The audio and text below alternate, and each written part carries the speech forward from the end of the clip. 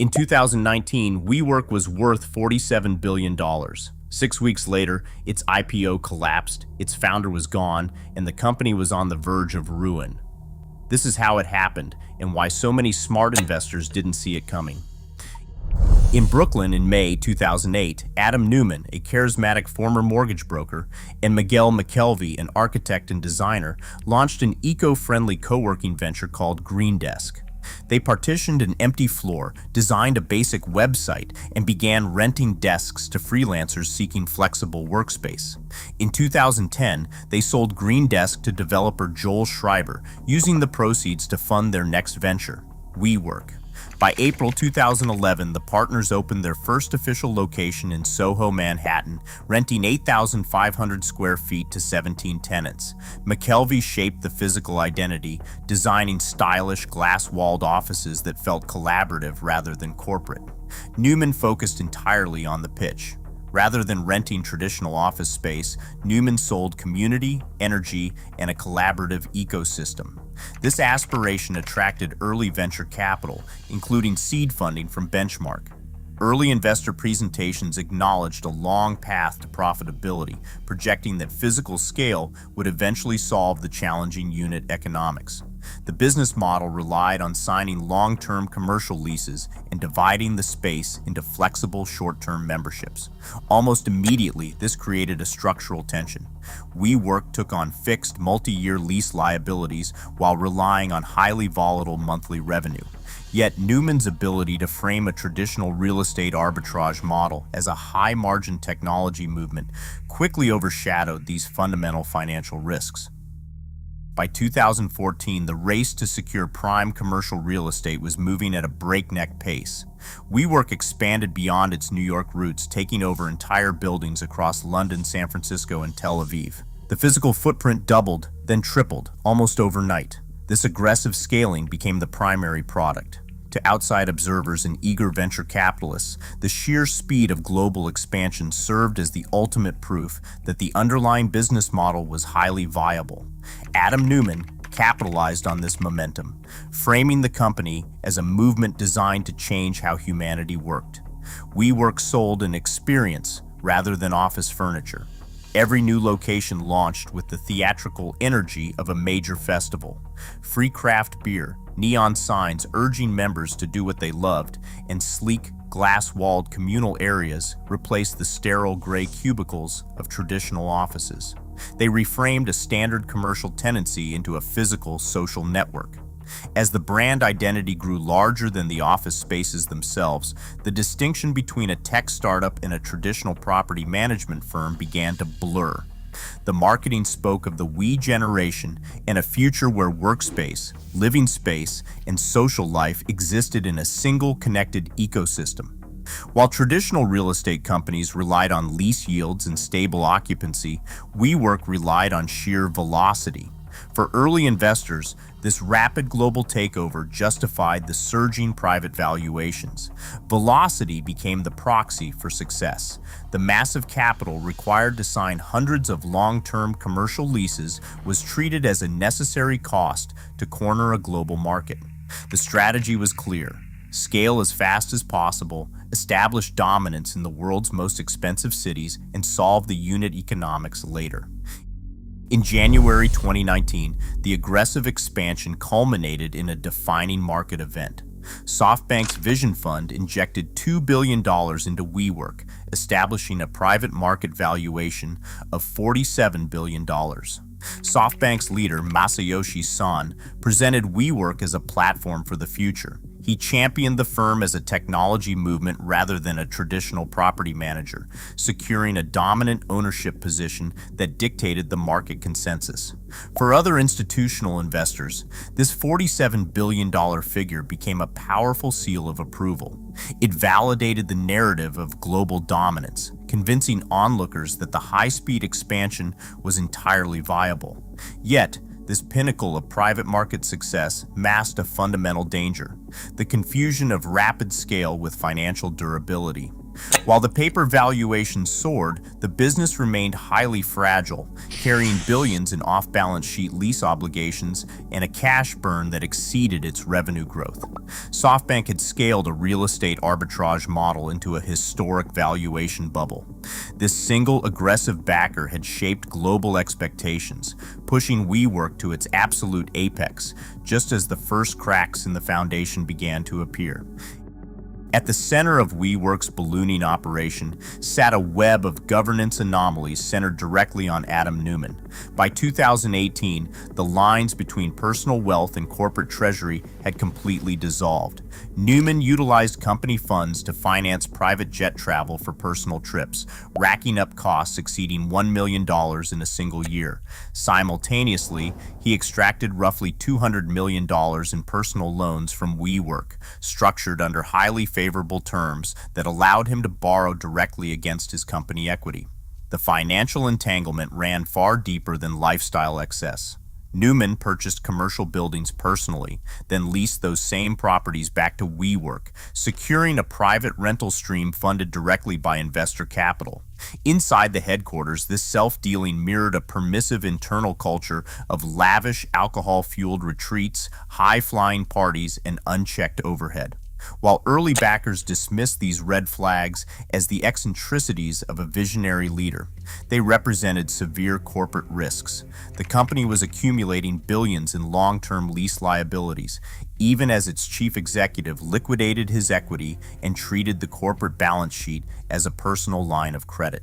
This unchecked governance drift was moving toward a threshold where private behavior could no longer remain hidden. The lavish lifestyle and structural conflicts of interest were quietly building toward a public reckoning. On August 14, 2019, the mythology surrounding WeWork met the cold reality of federal securities law. The company filed its Form S-1 with the Securities and Exchange Commission, a mandatory disclosure that stripped away the marketing jargon to expose the raw mechanics of the business. For the first time, Wall Street analysts and public investors could look past the sleek communal offices and examine the actual balance sheet. The numbers revealed a business model built on a widening deficit. In the first half of 2019, WeWork generated $1.54 billion in revenue, but ran a net loss of $689.7 million. The faster the company expanded, the more money it lost. Worse still, WeWork's core metric, contribution margin, was actively deteriorating, dropping from 28% to 25% over the same period. This decline showed that individual locations were becoming less profitable even as overall scale increased. Yet, the financial losses were only part of the shock. The prospectus laid bare a corporate governance structure designed for absolute founder control. Adam Neumann held a class of super voting shares that granted him 20 votes per share, giving him unilateral power over the board. The filing also unmasked an extensive web of related party transactions. Most notably, a Neumann-controlled entity owned the trademark to the word "we," forcing WeWork to pay its own chief executive nearly $6 million to acquire the name for its own corporate rebranding. In a single document, the S-1 transformed a $47 billion cultural movement into a high-risk real estate arbitrage business with severe conflicts of interest. The roadshow, scheduled to begin on September 10th, immediately ran into a wall of market hostility. Public investors and Wall Street analysts rejected the technology narrative, focusing instead on the $47 billion in off-balance sheet lease obligations. Inside meeting rooms in New York and San Francisco, the usual praise for Neumann's charisma was replaced by sharp, uncomfortable questioning over his super voting shares and personal property deals. Institutional giants like Fidelity and BlackRock expressed immediate hesitation, refusing to anchor the deal. The $47 billion private valuation disintegrated in real time. Investment banks scrambled to salvage the listing, slashing their estimated pricing to between $10 and $12 billion. Neumann, accustomed to dictating terms to eager private backers, found himself entirely powerless against the cold mathematics of the public market. The collective judgment was swift and unforgiving. The IPO process was collapsing before the roadshow could even launch. On September 16, 2019, the boardroom turned against its creator. SoftBank executives, led by Masami Hayashi, confronted Adam Neumann, demanding his resignation. The board recognized that the charismatic founder had transformed from the company's engine into its most toxic liability. To salvage any market credibility, Neumann had to step down. On September 19th, the IPO was officially abandoned. WeWork withdrew its S-1 prospectus, ending the public listing pursuit to focus on a raw fight for survival. But Neumann's ouster came with a staggering price tag. SoftBank negotiated an exit package worth up to $1.7 billion, including a $970 million stock purchase and a $185 million consulting fee. A founder who had overseen the destruction of nearly $40 billion of paper value in 6 weeks walked away with a historic fortune. Power shifted entirely to the board and SoftBank as they scrambled to stabilize a rapidly emptying treasury, turning the narrative from an ambitious market debut into an urgent corporate rescue. In October 2019, the post-mortem of WeWork's actual performance exposed the stark mismatch between the pitch and the operating record.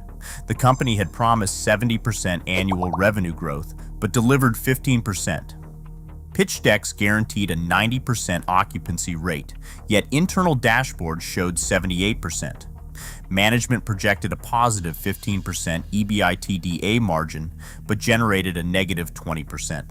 The distortion ran through every metric. The promised lease liability to revenue ratio of 0.8 times actually stood at 2.3 times. Most critically, instead of a projected quarterly cash burn of $300 million, the company was draining $700 million every 3 months. The metrics delivered a final verdict on a broken business model. WeWork's collapse provides a concrete checklist for evaluating high-growth companies. To protect capital, investors must scrutinize related party disclosures line by line, mapping out every conflict of interest.